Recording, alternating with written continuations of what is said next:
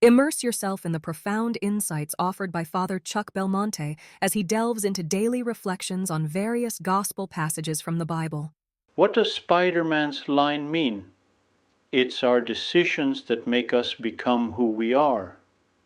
One of Spider-Man's most famous lines has transcended the big screen.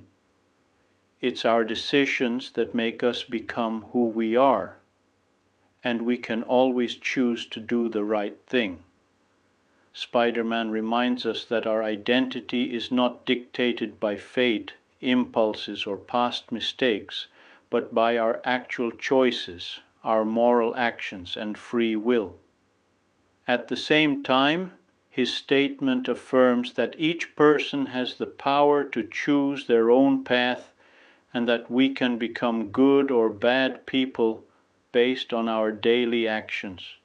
Furthermore, Spider-Man recognizes that recovery and redemption are possible and that it's never too late to change course and do good, as he learned from his friend Harry Osborn.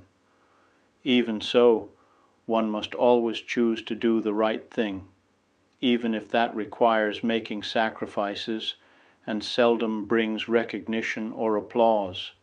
We must do it right, simply out of moral duty. We must be aware that we are primarily responsible for our own actions and the outcomes in our lives. That is, we must perceive that our own decisions, behaviors, and efforts directly influence our life events and outcomes, rather than blaming external forces such as luck, fate, or other people. Some people blame fate for what happens to them in life, such as some of Peter Parker's enemies. The Green Goblin blames a serum, and the Sandman blames bad luck. But what sets Spider-Man apart is that, no matter the circumstances, he chooses to do the right thing and not become a monster. The phrase also speaks to the maturity Peter Parker acquired during his adolescence and adulthood.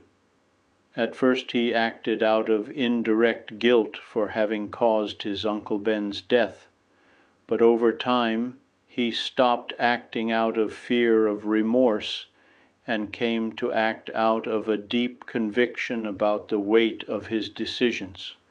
Choice profoundly determines a person. In choosing, one both accomplishes and limits oneself. Self-determined choices make him become the kind of person he is. Through the actions a person freely chooses to do, he gives himself an identity for weal or for woe.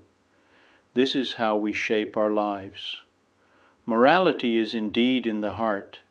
It resides in the goodness or badness of our choices, which are acts of inner self-determination. By choosing, we place ourselves closer to certain human goods.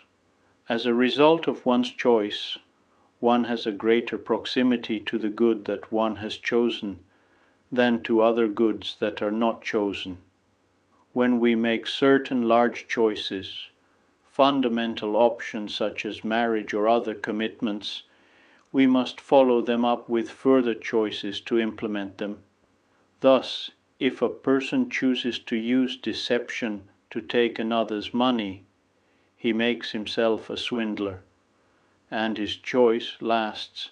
He will remain what or who he has made himself by an act of self-determination, a swindler, until he determines himself otherwise by another, radically contrary choice.